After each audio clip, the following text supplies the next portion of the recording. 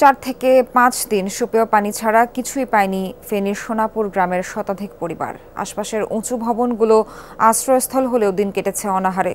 দুর্গম এলাকা হওয়ায় পৌঁছায়নি কোনো ত্রাণ সহায়তাও। সেখানে গিয়েছিলেন সহকর্মী আলামিন শিকদার, ছবি তুলেছেন সাদুর রশিদ ইমান। 6000 mAh ব্যাটারির one and only power master NextG N73। হাতের ইশারায় এই ছোট্ট ছেলেটি দেখিয়ে দিচ্ছে টানা 5 দিন পানিতে ডুবে আছে তার পরিবার। জোটেনি একবেলা খাবার। ত্রাণ আসার খবরে সাঁতরে এসেছে তীরে। আমার বাড়ি ওই দিকে, এখন পানি অনেক। 5 জন মা বাবা ভাই বোন অনেকদিন ধরে খাবার পাচ্ছি না, অনেকদিন না খেয়ে সবাই আসছে। এই জন্য আমরা এখানে খাওয়া নিতে আসছি। এইখানে কয়টা পরিবার আশ্রয় নিছেন? ভাই কতজন? 22 জন।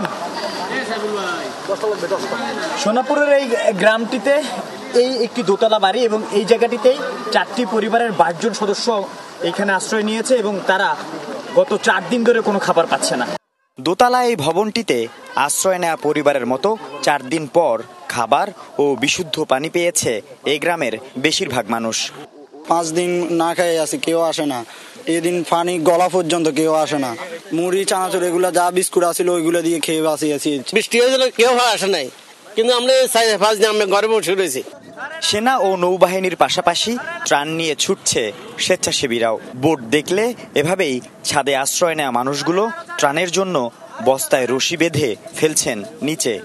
আমরা দেখেন প্রত্যন্ত অঞ্চল, যেখানে এখনো কেউ 5 দিন ধরে যেতে পারে নাই। অনেক গভীর জায়গা আছে, অনেক গহীন, যেখানে মানুষ কখনো যেতে পারছে না। সেখানে আমরা মূলত এখন ত্রাণ পৌঁছানোর চেষ্টা করছি। এখনো পরশুরাম, ছাগলনাইয়া ও সোনাগাজীর বেশিরভাগ জলমগ্ন এলাকায় ত্রাণ পৌঁছায়নি। একটা বাড়িতে 40-50 জন মানুষ রয়েছে, ওইখানে কিছু দেয় না। আমার বাড়িতে 50 জন মানুষ আছে, কিন্তু আমি সিদ্ধ চাল ছাড়া কিছু খাওয়াই পারি না। মসজিদের উপরে রাখছে মানুষ, 2তলা 3তলার উপরে, কারো বাড়ির ছাদের উপরে কোনো পানি যায় না। এখানে সব রাস্তার মধ্যে দিতেছে, তারা পাইতেছে। যারা ভিতরে আছে তারা কিন্তু কেউ পাইতেছে না। বেলোনিয়া, ফুলগাজী, পরশুরাম ওইদিকে কোনো ত্রাণ যাইতেছে না। ওইদিকে মানুষ সেফ আছে, কিন্তু ক্ষুধার্ত মানুষ। এদিকে টানা 2 দিন বৃষ্টি না হওয়ায় কমতে শুরু করেছে পানি। দৃশ্যমান হচ্ছে ডুবে যাওয়া ঘরবাড়ি। কমতে শুরু করেছে পানি এবং ধীরে ধীরে দৃশ্যমান হচ্ছে ডুবে থাকা ঘরের টিনের চালাগুলো।